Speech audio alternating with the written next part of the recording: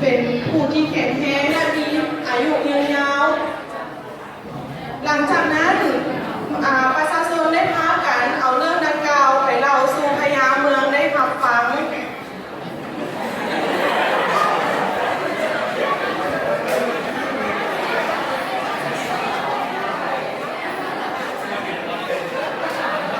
เมื่อพญาได้ยินเรื่องราวดังกล่าวก็คิดสงสัย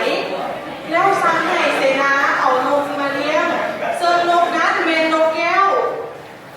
พญาได้สอนแก้วจนปากได้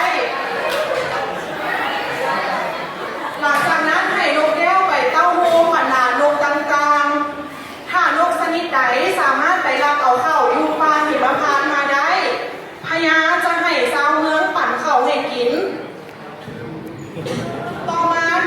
นกนานาชนิดก็ได้บินเข้าไปดินอยู่ป่าหิมพานต์เพื่อไปรับเอาเข้าของพระอินทร์แต่ว่าเมื่อนกนานาชนิดบินไปก็บ่มีนกชนิดใดบินเอาเข้าออกมาได้เพราะว่ามีคนกวดย้ำอย่างเคร่งครัดมีมื้อหนึ่งมีฝูงนกชนิดหนึ่งชื่อว่านกปีกนกปีกได้บินเข้าไป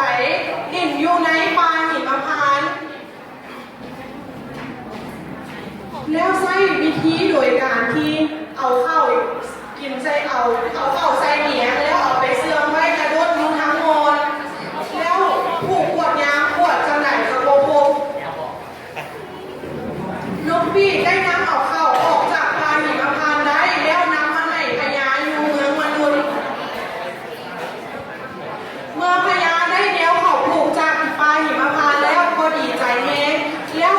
สร้างให้ประชาชนมาหับเข้าแล้วเอาไปยักย้ายเพื่อไปผูกอยู่ในพื้นโลกหลังจากที่ประชาชนได้เข้ามาปลูกอยู่พื้นโลกก็ได้มีเข้าสุกเหลืองเต็มทงไฮทงนามีมื้อหนึ่งพระอินทร์ได้แนมเบิ่งมา